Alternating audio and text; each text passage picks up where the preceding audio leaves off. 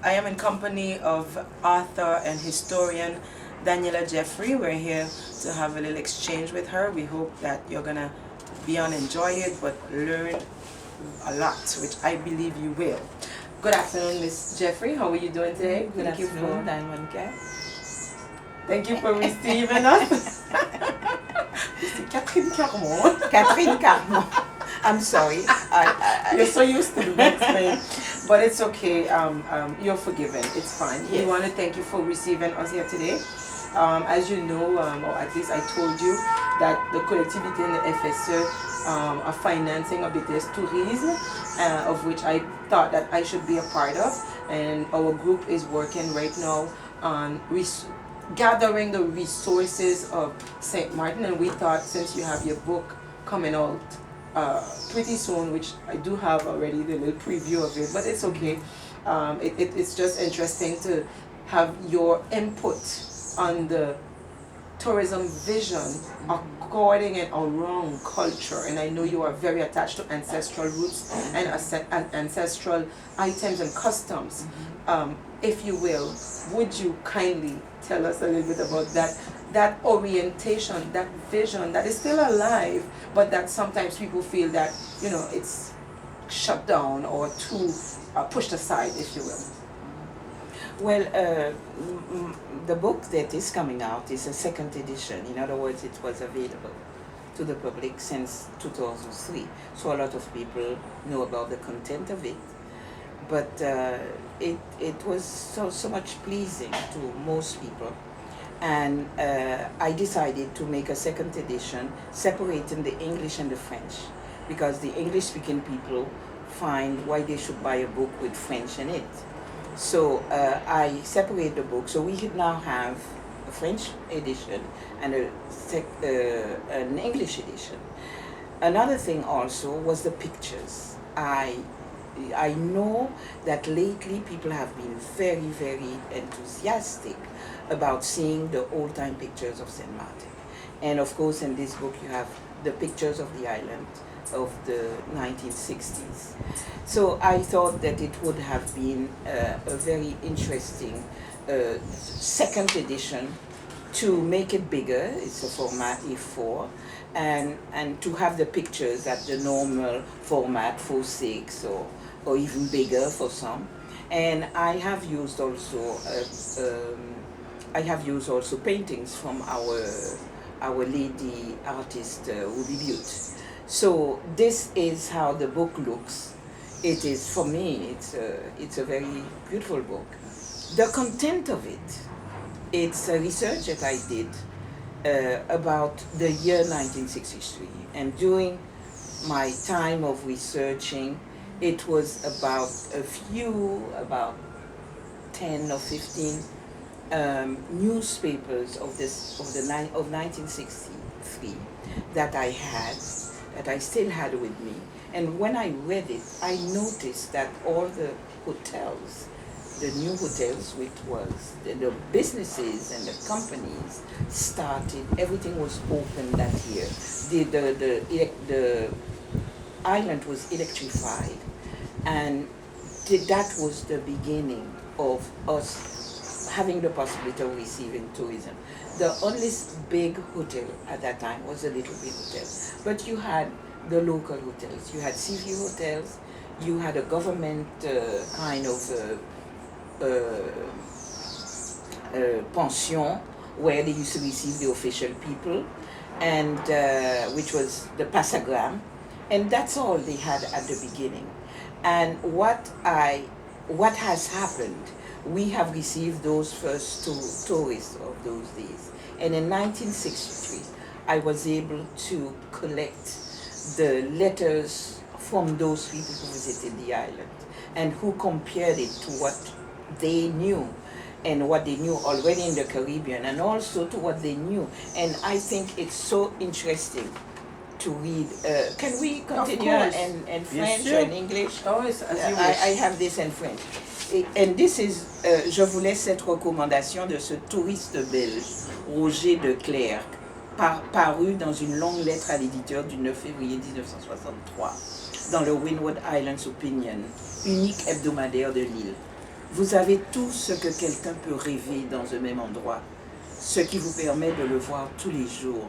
Des montagnes vertes, entourées de lacs paisibles, des plages merveilleuses avec la magnifique mer bleue des Caraïbes d'un côté et le puissant océan Atlantique vert de l'autre, et des habitants souriants, parlant français, hollandais, anglais, avec toute la grâce et le charme de vos jeunes filles, dont les yeux brillent et s'illuminent autant que votre soleil éternel.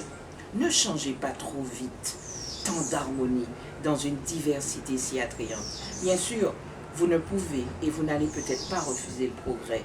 Vous devez vivre avec votre temps et vous le faites très bien, mais ne vous pressez pas, ne courez pas trop vite. N'essayez pas de copier les grands pays modernes.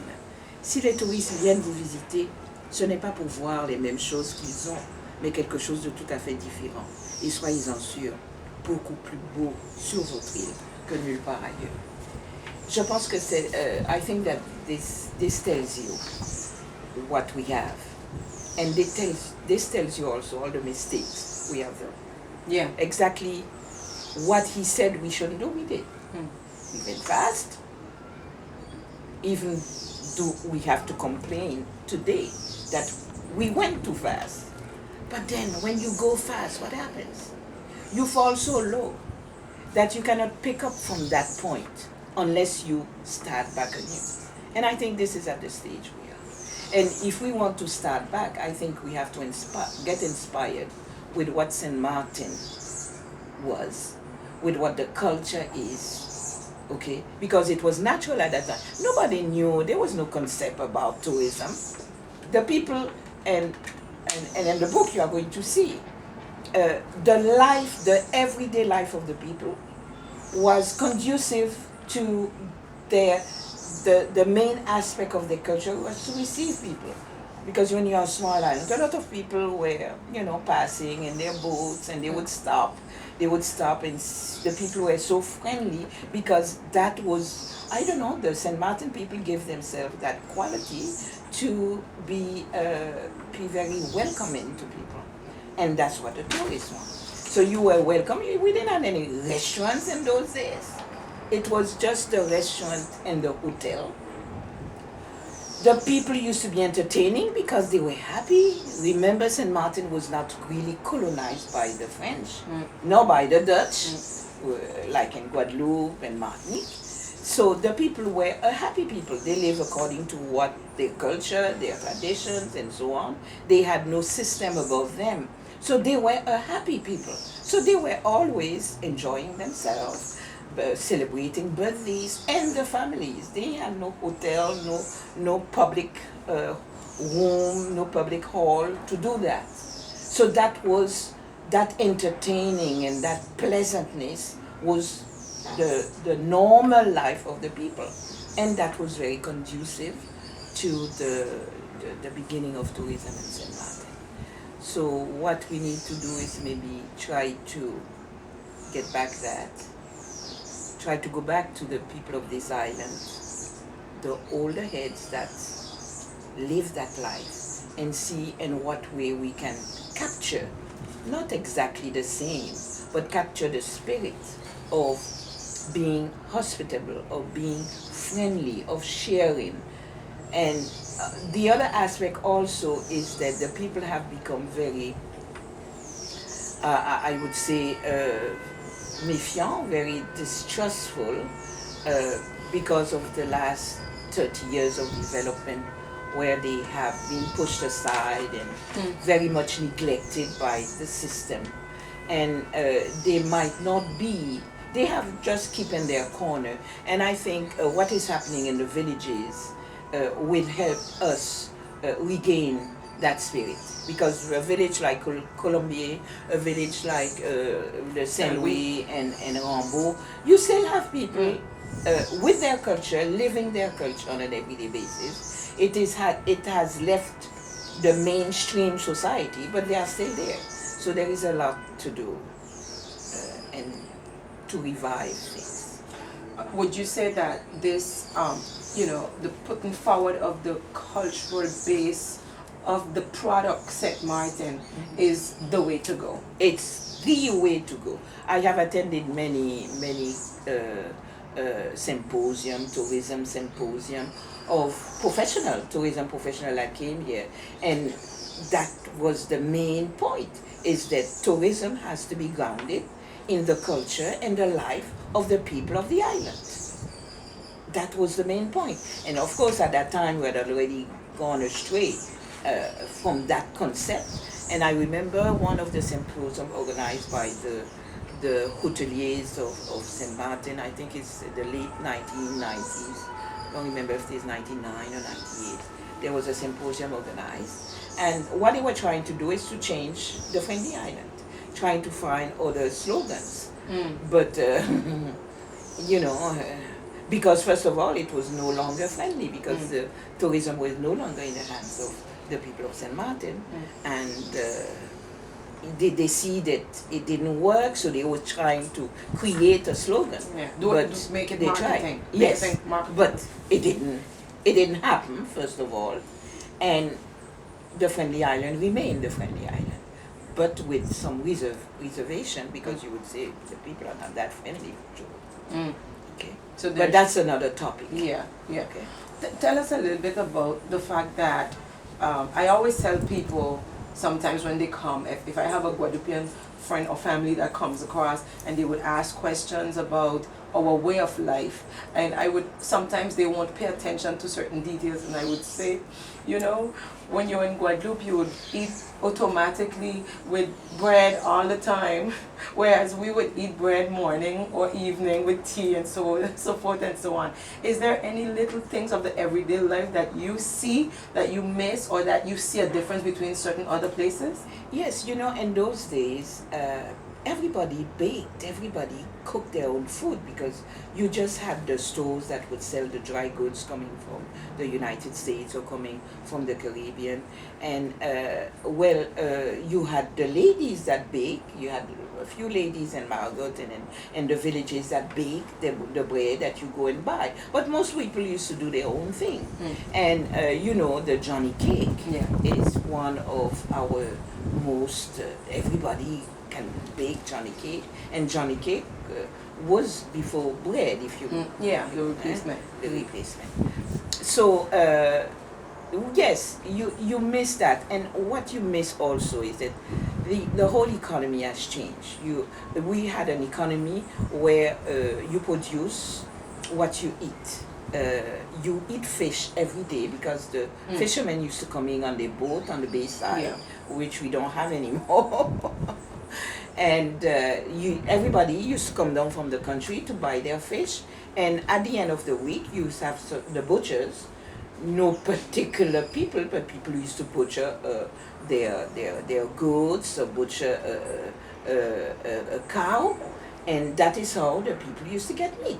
You had Mrs. Carney, that was the butcher in Marigot, and you could get the meat and the fish and the goat meat, and practically, but I'm speaking about the way of life, how we used to live on a daily basis, what we used to eat.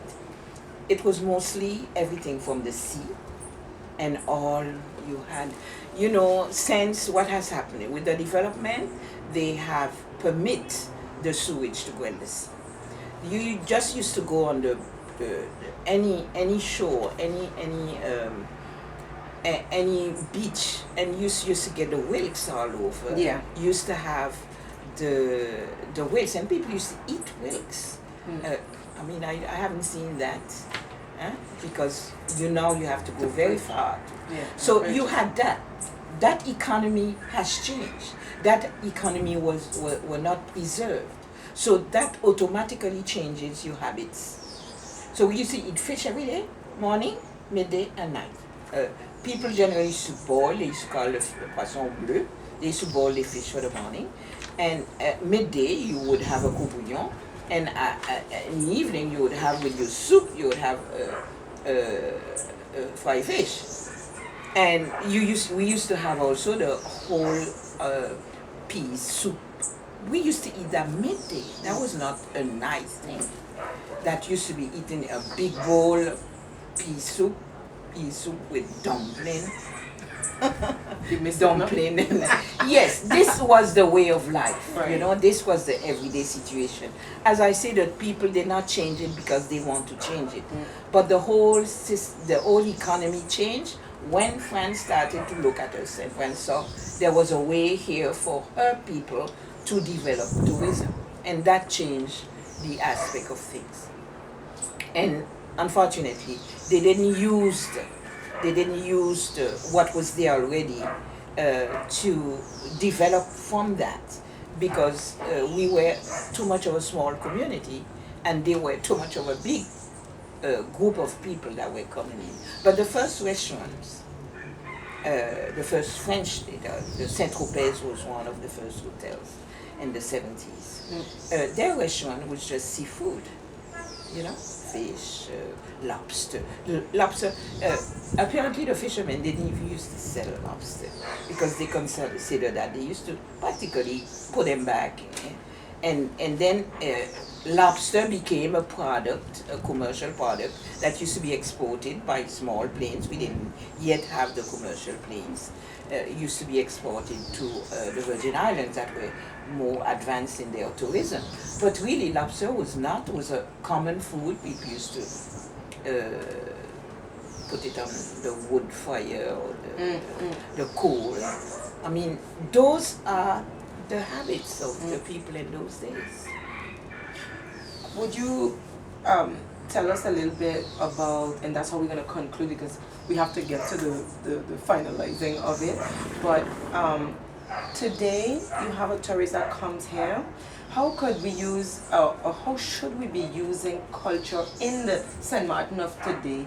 I know you told me several times, you know, we need to go in the villages and so forth and so on, but when you have the tourists coming, and you have a tourism office, and you have a hotel with its concierge, what's the vision of getting that aspect to the tourists as a knowledge? Because every tourist that comes here, that's what they're interested in, really and truly. When we are tourists and we go other places, we also get interested in these things. What happened there? Who was these people? Why are they now the way they are, or the people that they are today? What's the advice here today to those marketing companies or people who are dealing with tourism and St. Martin that want to put it up? For me, the first marketing company is the tourist office, because they have to start. And I think the tourist office have really to be able to not do the things, but I would say network the various aspects of culture that still exist, okay?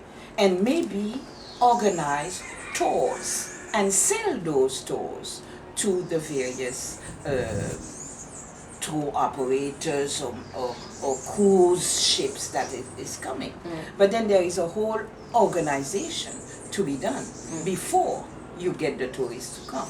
There are a few tours. For instance, just maybe 2 or 3 years ago, there was a training for tourist guides that was done in the tourist office. Where are they today? Where are they? What have they done with that? So something should have already, or the tourism, the training that they got should have given them also the ability to organize themselves in a group, in an association, in a company, so that they can offer their services by organizing tours that they would be involved in. Let us just take Marigot. Yeah. Okay? And offer their services to the tourist office. But no, the training was given to them and we don't know what has happened since. So you see, it's a whole concept, not just of getting the culture, but how are we going to proceed? Okay? The method. And I think the product is there. As I say, it is very much smoldered. And the people have lost interest. Not interest in what they do, but they have felt that they were like abandoned, and people don't no more wants to showcase who they are, what they are doing. But we have a lot of things. Yeah. Take every village, and you know, people were not shy.